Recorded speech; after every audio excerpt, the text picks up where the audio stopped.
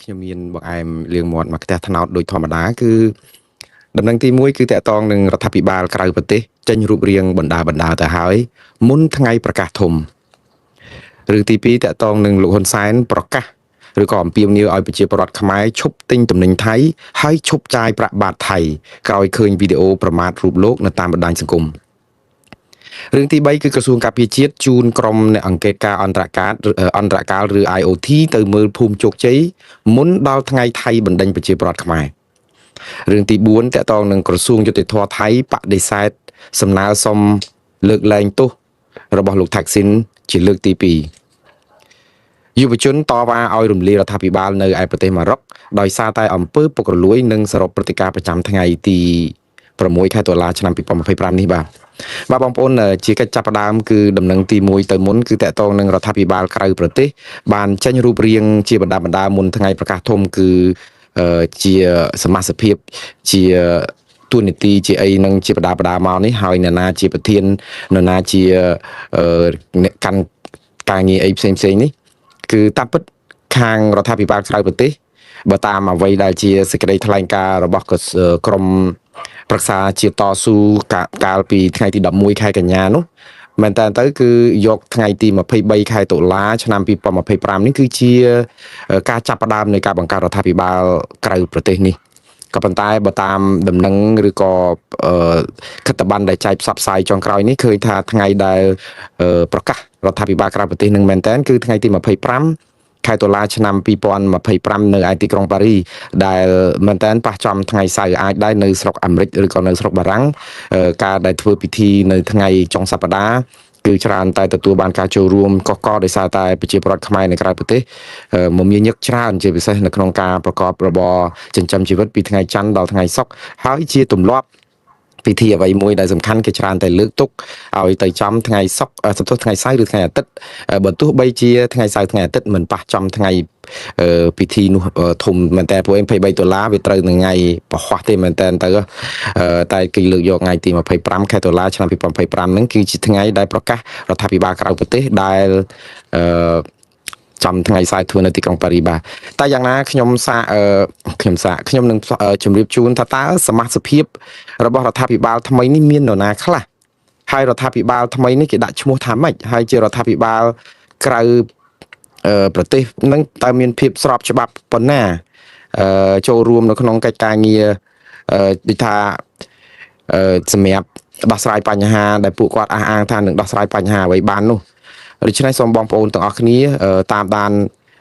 ឈ្មោះដែលខ្ញុំបាននេះគឺមែនតើទៅពីសកម្មជនរបស់គណៈបកប្រឆាំងដែលយើងដឹងគ្រប់គ្នាហើយគឺលោកផនផាណាដែលលោកបង្ហោះនៅលើបណ្ដាញសង្គម Facebook របស់លោកដោយរៀបរាប់នៅឈ្មោះរបស់ក្បាលម៉ាស៊ីនរបស់រដ្ឋាភិបាលក្រៅប្រទេសនេះចំនួន8រូបបាទហើយខ្ញុំនឹងរៀបរាប់ត្រួសដើម្បីជម្រាបជូនបងប្អូនថាតើឯកសារនេះឬក៏ការប្រកាសនេះវាមានភាពពិតជាក់ស្ដែងឬក៏ទទួលស្គាល់នៃក្រុមសមាជិកនៅក្នុងក្បាលម៉ាស៊ីនរដ្ឋាភិបាលថ្មីនេះប៉ុណ្ណា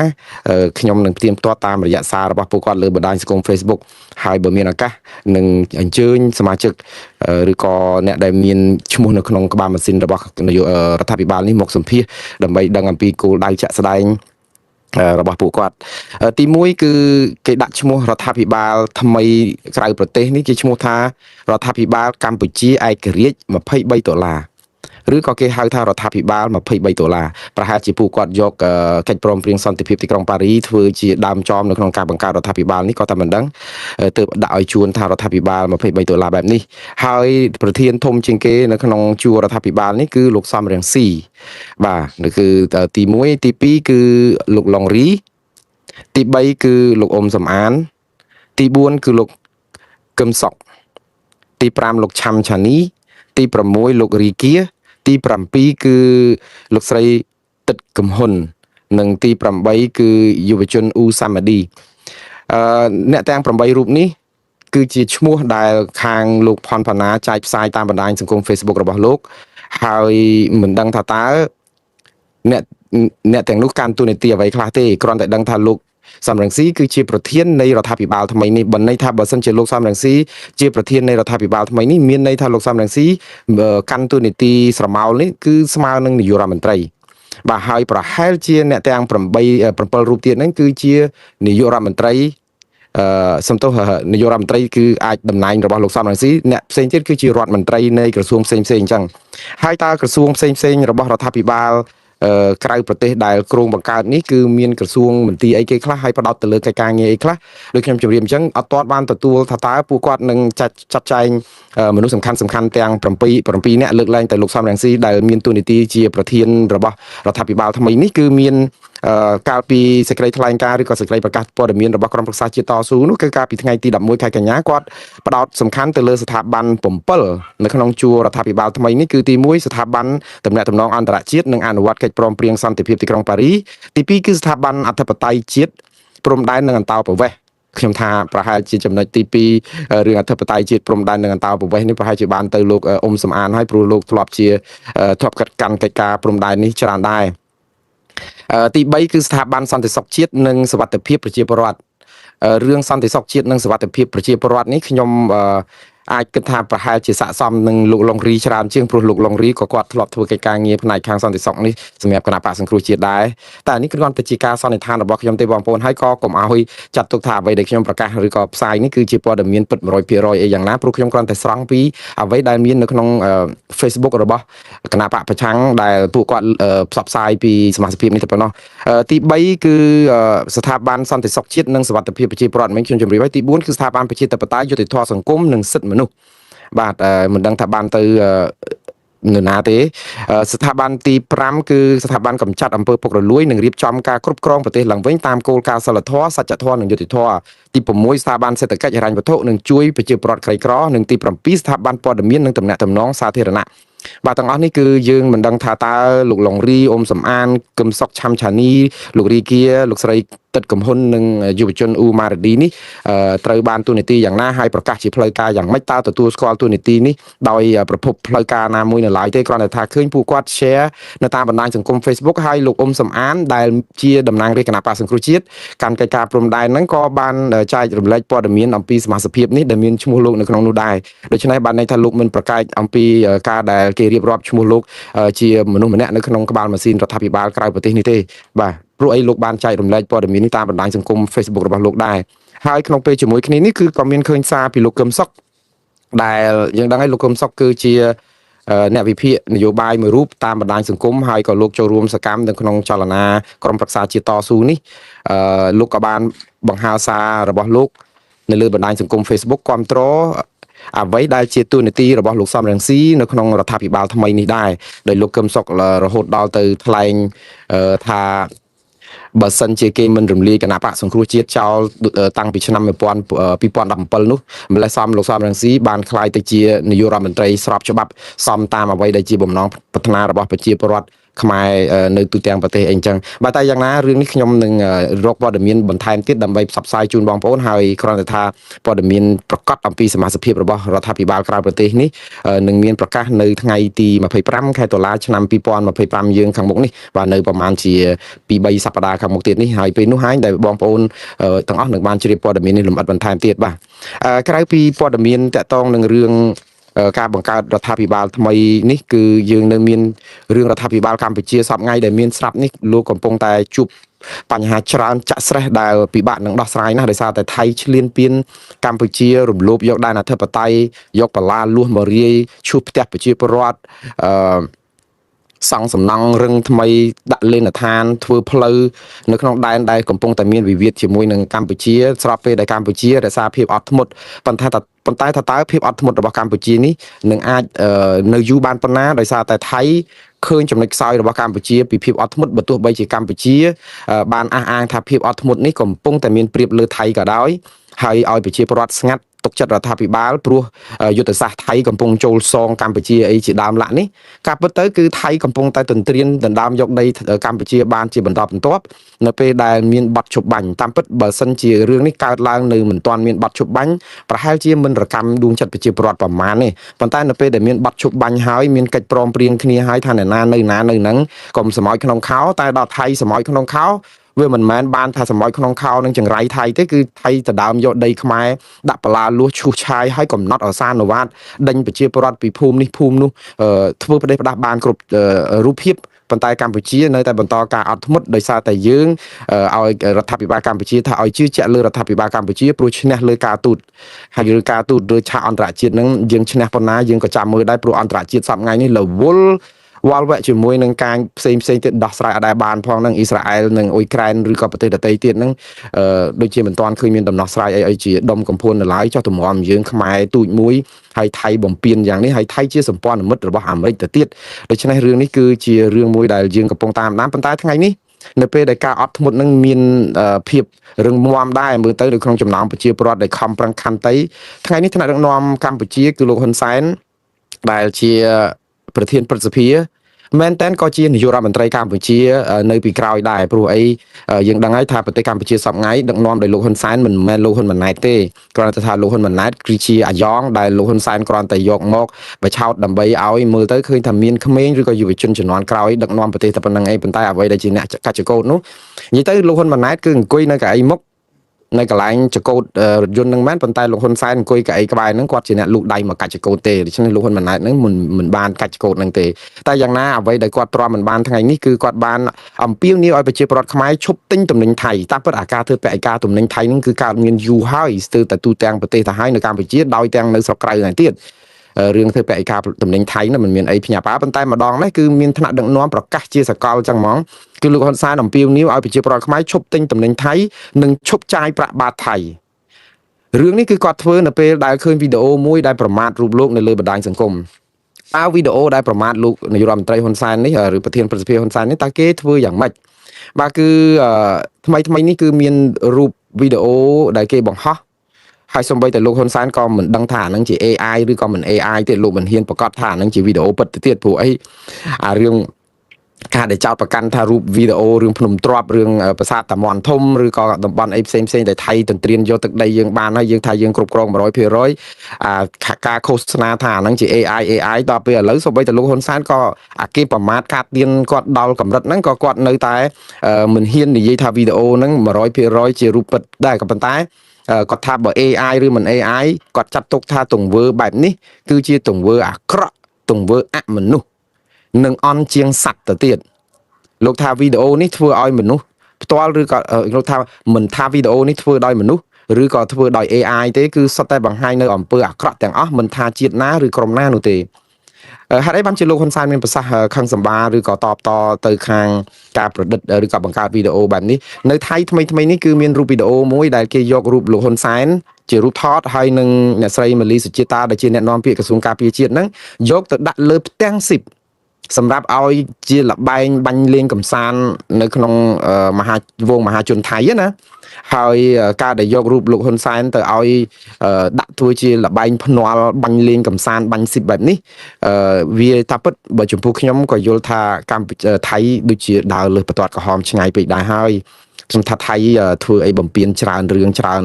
អីហ្នឹងអាហ្នឹងគឺយើងមិនអាចអត់អន់បានទេណាក៏ប៉ុន្តែនៅពេលដែលយករូបថ្នាក់ដឹកនាំកម្ពុជាទោះជាថៃស្អប់ថ្នាក់ដឹកនាំកម្ពុជាប៉ុណ្ណាទោះជាកម្ពុជាស្អប់ថ្នាក់ដឹកនាំកម្ពុជាប៉ុណ្ណាឬអ្នកណាស្អប់អ្នកណាក៏ដោយប៉ុន្តែការដែលយករូបថតរបស់ថ្នាក់ដឹកនាំយកទៅបាញ់ទៅដាក់ផ្ទាំងស៊ីបអីអញ្ចឹងខ្ញុំថាចំពោះខ្ញុំថ្កោលទោសដែរខ្ញុំរិះគន់រដ្ឋាភិបាលចាស់ដៃដែរហើយព្រោះអីទង្វើអសកម្មនឹងគឺវាច្រើនណាស់ប៉ុន្តែលក្ខណៈរបៀបដូចជាការប្រមាថអាយុជីវិតមនុស្សបែបនេះគឺខ្ញុំថ្កោលទោសដាច់អហង្ការដែរព្រោះអីវាអាក្រក់ជួយជាតិណាស់ហើយខ្ញុំគាំទ្រអ្វីដែលលោកហ៊ុនសែនមានប្រសាសន៍ដែរថាទង្វើបែបនេះគឺជាទង្វើអមនុស្សបានន័យថាគ្មានគុណធម៌គ្មានសិលធម៌វាជាទង្វើគ្រូតគ្រៀតហើយវាអន់ជាងសត្វទៅទៀតបានន័យថាគាត់ខឹងដែរដោយសារតែឃើញរូបភាពបែបនេះហើយបានជាគាត់អំពាវនាវនៅក្នុងន័យមួយប្រាប់ប្រជាពលរដ្ឋខ្មែរថាបើសិនជាគាំទ្ររូបលោកហ្នឹងគឺចង់និយាយថាបើឈឺចាប់ជាមួយនឹងថៃគឺសុំឲ្យបើគាត់ថាចេះប្រសិនបើបងប្អូនឈឺចាប់ជាមួយថៃមិនចូលចិត្តថៃសូមកុំទិញទំនិញថៃមកប្រើប្រាស់និងឈប់ប្រើប្រាស់ប្រាក់បាតថៃលើដីខ្មែរតទៅទៀតដើម្បីពង្រឹងឯករាជ្យភាពខាងរូបិយវត្ថុរបស់ជាតិយើង ខ្ញុំថានេះគឺជាការឆ្លៀតឱកាសមួយដែរដើម្បីធ្វើយ៉ាងម៉េចឲ្យអាការធ្វើពហិការផលិតផលថៃហ្នឹងឲ្យវាកាន់តែតឹងតែងជាងមុនទៀតតាមពិតផលិតផលថៃហ្នឹង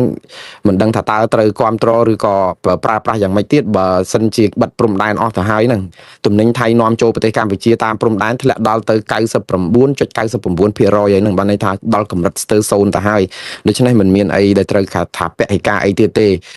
ហើយបើសិនជាពហិការតើពហិការយ៉ាងម៉េចបើផលិតផលហ្នឹងវាបិទព្រំដែនជិតឈឹងដែរប៉ុន្តែយ៉ាងនេះក៏ខ្ញុំដឹងថាគាត់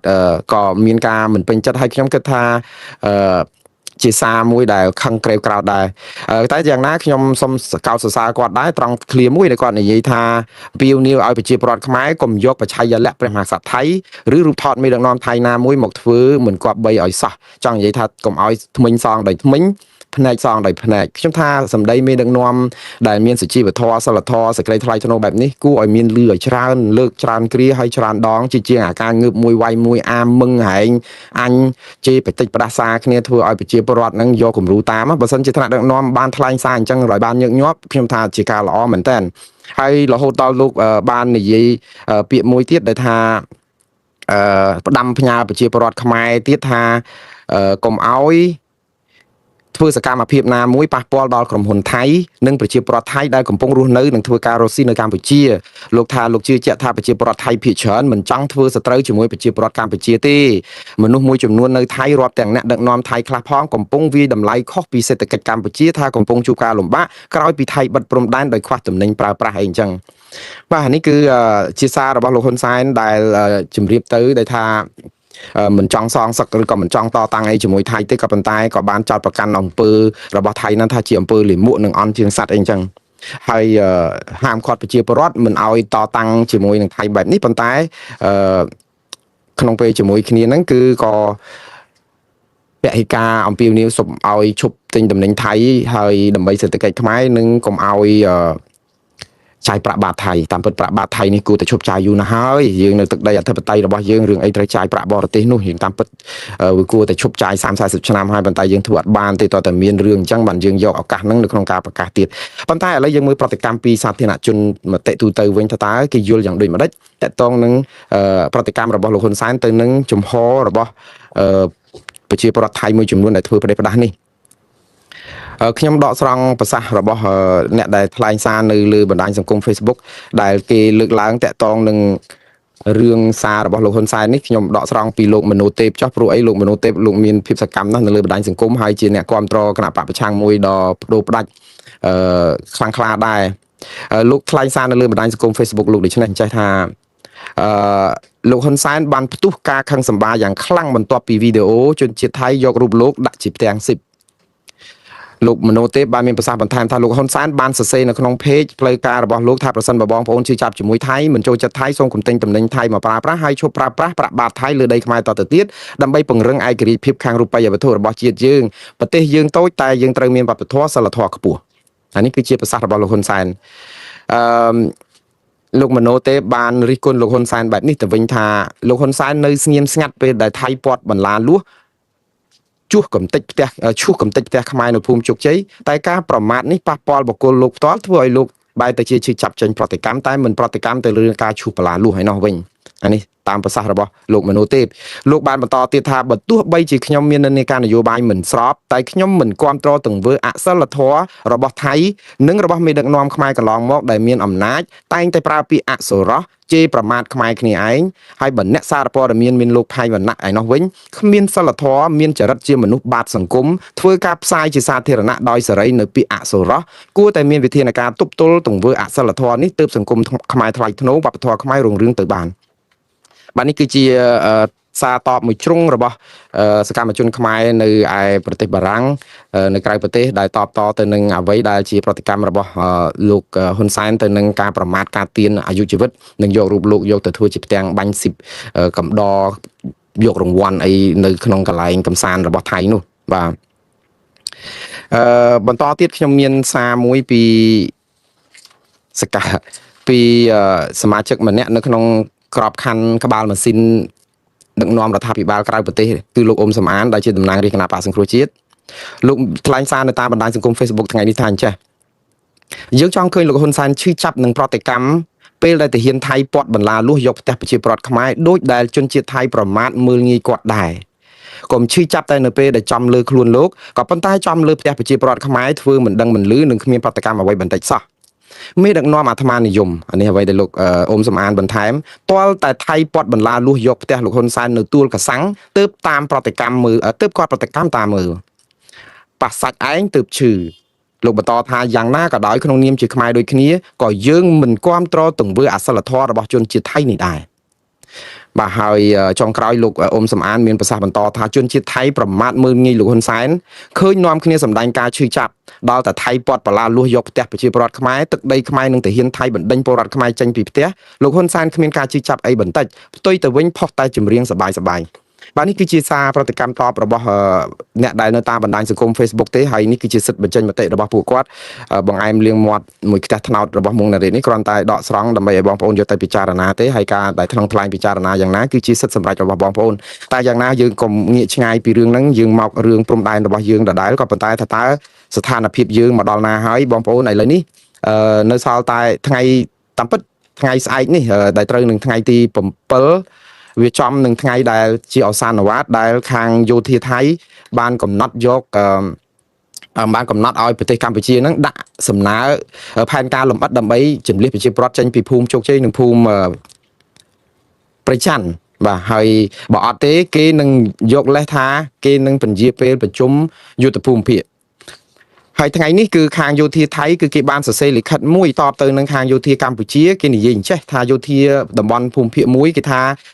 ខាងយោធាភូមិភាគមួយបានផ្ញើលិខិតមួយទៅកាន់ខាងកម្ពុជាហើយបញ្ជាក់ថាខ្លួនត្រៀមខ្លួនរួចជាស្រេចដើម្បីចូលរួមកិច្ចប្រជុំ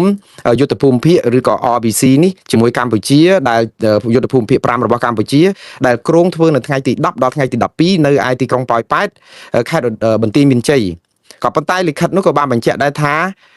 ការដែលចូលរួមថ្ងៃទី10ទៅ12នេះរបស់ខាងភាគីថៃអាចធ្វើទៅបានគឺជាតើតែមានលក្ខខណ្ឌមួយគឺតើតែកម្ពុជាដាក់ផែនការជំនះប្រជាប្រដ្ឋចេញពីភូមិព្រៃច័ន្ទនិងជោគជ័យសិនបើអត់ទេគឺការជួបនេះនឹងអាចលើកពេលទៀតបាទតាមពិតថៃដដែលទេគឺមិនមានអីប្លែកទេព្រោះកម្ពុជាក៏បានបង្ហាញលិខិតទៅហើយថាអត់មានផែនការជំនះប្រជាប្រដ្ឋខ្មែរចេញពីព្រៃច័ន្ទឬភូមិជោគជ័យឲ្យថៃទេព្រោះអីកម្ពុជាសំអាងថាអានឹងជាដីខ្មែរហើយថៃក៏ចូលទន្ទ្រានមកដីខ្មែរអាស្រ័យផលនៅតំបន់នោះដែរខ្មែរមិនតឹងរករឿងផងហេតុអីបានជាថៃមករករឿងខ្មែរឲ្យដេញចម្លៀសអីអញ្ចឹងហើយទុកឲ្យកិច្ចការនេះគណៈកម្មការព្រំដែនចម្រុះ JBC ជាអ្នកដោះស្រាយអីអញ្ចឹងប៉ុន្តែខ្ញុំជឿថាថៃច្បាស់ជាយកលេសនេះពន្យាពេលទៀតហើយតែយ៉ាងណាទៅថ្ងៃនេះគឺយើងឃើញខាងអ្នកនាំពាក្យរបស់ក្រសួងការពារជាតិគឺអ្នកស្រីម៉ាលីសុជាតាបានបង្ហោះសារនៅលើទំព័រ Facebook របស់ក្រសួងការពារជាតិថាអញ្ចេះគឺបានបញ្ជូនឬក៏ថាខាងក្រសួងការពារជាតិបានសម្របសម្រួលជូនក្រុមអ្នកអង្កេតការអន្តរកាល IOT ចុះទៅពិនិត្យទីតាំងជាក់ស្ដែងនៅភូមិជោគជ័យឃុំអូបេជាន់ស្រុកអូជ្រៅខេត្តបន្ទាយមានជ័យដើម្បីសង្កេតការផ្ទៀងផ្ទាត់នឹងរាយការណ៍នៅស្ថានភាពព្រំដែនក្រោយបាត់ជប់បាញ់ចូលជាធរមានយើងឃើញការដែលចុះទៅតំបន់អូបេជាន់ភូមិប្រច័ន្ទអីឬក៏ជោគជ័យអីហ្នឹងឃើញខាងក្រុមសង្កេតការអន្តរកាល IOT ដែលមានសមាជិកភាពយោធាបរទេសអីមួយចំនួនចូលរួមដែរហ្នឹងគឺកម្ពុជាធ្វើញឹកញាប់ណាស់នៅក្នុងតំបន់ហ្នឹងគឺប៉ុន្តែបានតែត្រឹមតែទៅទេគ្រាន់តែវិលមកផុតមិនទាន់បានឡានវិលកង់ផុតពីកន្លែងហ្នឹងថៃចាប់ផ្ដើមដាក់បលាលួសមកប្រាវអញ្ចឹងទៅដូច្នេះក្រុមដូចខ្ញុំបានជម្រាបអញ្ចឹងថាកម្ពុជាធ្វើអ្វីដែលជាពិធីសារដែលត្រូវតែធ្វើឲ្យគ្រប់កិច្ចព្រោះអត់មានអីធ្វើលើសនឹងបានទេតែថៃអត់ធ្វើគ្រប់កិច្ចទេថៃគឺធ្វើឈ្លានពានយកដីយើងតែម្ដងគឺអត់មានគោរព IOT ឬក៏ក្រុមសង្កេតការអន្តរកាលហើយក្រុមសង្កេតការអន្តរកាលហ្នឹងមែនតើនឹងគួរឲ្យអាសូរដែរដោយសារពួកគាត់គ្មានឥទ្ធិពលអីទេព្រោះសង្កេតការខាងខ្មែររៀបចំទៅគាត់ទៅតែកន្លែងមើលហ្នឹងទៅថៃក៏គេមិនឲ្យចូលក្នុងអាតំបន់ចំនួនអីអញ្ចឹងក៏យើងចូលអត់បានមើលតែពីក្រៅថៃវិញមកដល់ត្រឹមតែតំបន់ចំនួនហ្នឹងមិនអាចចូលមកខាងខ្មែរបាននៅក្នុងតំបន់ប្រទីនបតុងគ្នាវាអត់បានផលតើតែអាគណៈកម្មការឬក៏អ្នកសង្កេតការហ្នឹងវាជាគណៈកម្មការសង្កេតការចម្រុះដែលមានសមាជិកភាពពីខាងថៃនិងពីខាងខ្មែរឬពីអាស៊ានចូលគ្នាទាំងអស់វាអត់មានប៉ុន្តែជាអកុសលខ្ញុំពិបាកបន្ទោសដែរដោយសារអីថៃក៏គេមិនព្រមតែថៃមិនព្រមក៏នៅតែអញ្ចឹងទៅយើងធ្វើតែខាងយើងគេធ្វើតែខាងគេឃើញតែឃើញតែទស្សនកិច្ចឃើញតែចោះកត់អីអញ្ចឹងទៅប៉ុន្តែជាលទ្ធផលថៃនៅតែអង្គចូលតរហូត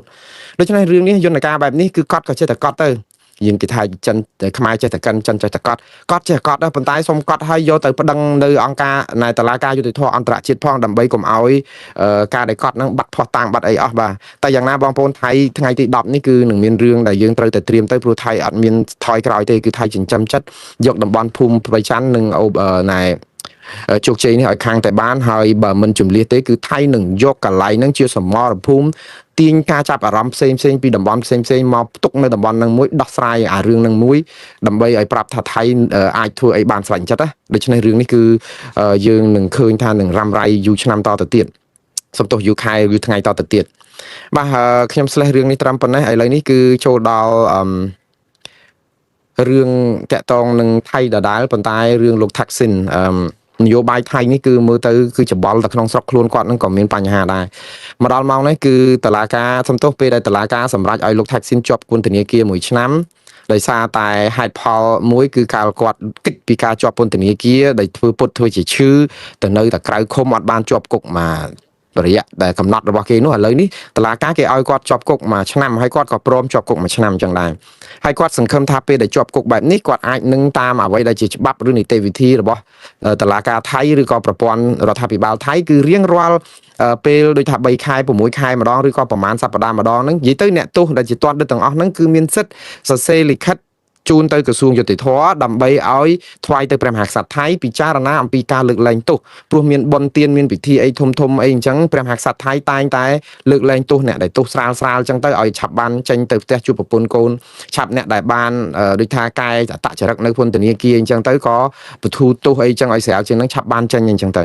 ហើយលោកថាក់ស៊ីននេះទៅចូលបានប្រហែលសប្តាហ៍នេះគឺដាក់ពាក្យសុំឲ្យមានការលើកលែងទោសនឹង2ដងទៅហើយបានន័យថាលោកព្រមចូលគុកប៉ុន្តែមិនចង់ឲ្យនៅជាប់គុកដល់ទៅ1ឆ្នាំទេអញ្ចឹងក៏សូមឲ្យក្រសួងយុតិធធម៌នឹងជួយផ្ញើសារនឹងទៅព្រះមហាក្សត្រដើម្បីឲ្យលោកបានទទួលការពិចារណាពីព្រះមហាក្សត្របាននៅក្រៅឃុំអញ្ចឹងទៅឬក៏ថាចេញពីពន្ធនាគារវិញទៅព្រោះបានចូលបានប្រហែលថ្ងៃដែរហើយសូមឲ្យមានការប្រជាទានទោសឬក៏លើកលែងទោសពីព្រះមហាក្សត្របន្ថែមទៀតប៉ុន្តែសំណើរបស់លោកត្រូវបានក្រសួងយុតិធធម៌ថៃដែលដឹកនាំដោយលោកអនុទិនច័ន្ទវរៈគុលរដ្ឋាភិបាលអនុទិនច័ន្ទវរៈគុលនេះបានបដិសេធ2លើកចឹងបានន័យថាសំណើនេះគឺមិនបានជោគជ័យទេអញ្ចឹងលោកថាក់ស៊ីនអាចត្រូវជាប់ពន្ធនាគារ1ឆ្នាំពេញតែម្ដងហើយការដែលគេជំទាស់ในការសុំឲ្យព្រះមហាក្សត្រលើកលែងទោសលោកថាក់ស៊ីននេះគឺគេយកហេតុផលថាព្រះមហាក្សត្រកាលពីមុនកាត់ទោសដូចថាទោសទណ្ឌរបស់លោកថាក់ស៊ីនហ្នឹងគឺច្រើនឆ្នាំណាស់គឺគេបន្ថយអស់ឲ្យព្រះមហាក្សត្រលើកលែងទោសនឹង7-8ឆ្នាំហើយមិននៅសល់តែ1ឆ្នាំឲ្យជាប់ពន្ធនាគារអត់បានជាប់ទៀតដូច្នេះលើជាប់អាចុងក្រោយនឹងហើយចង់សុំទៀតហ្នឹងគឺខាងក្រសួងយុតិធធម៌ថាដូចជាមិនមានហេតុផលអីអាចនឹងបន្តឲ្យអនុគ្រោះអីកើតទៀតចឹងក៏អត់ចង់ផ្ញើរឿងនេះទៅព្រះមហាក្សត្រទេគឺចង់ឲ្យទាត់ចោលត្រឹមនឹងតែម្ដងកុំឲ្យរវល់ព្រះមហាក្សត្រព្រោះអីព្រះមហាក្សត្របានប្រជាទានទោសឲ្យបទុបថយទោសឲ្យលោកថាក់ស៊ីននឹងច្រើនហើយតែយ៉ាងណាបងប្អូនខ្ញុំជឿថានេះគឺជារឿងនយោបាយនៅក្នុងថៃហ្នឹងគឺគាត់មានការខ្វែងយោបល់គ្នាក្នុងរឿងនេះដោះស្រាយទៅប៉ុន្តែយ៉ាងណាយើងចាំមើលតទៅទៀតទៅហើយរឿងនេះក៏វា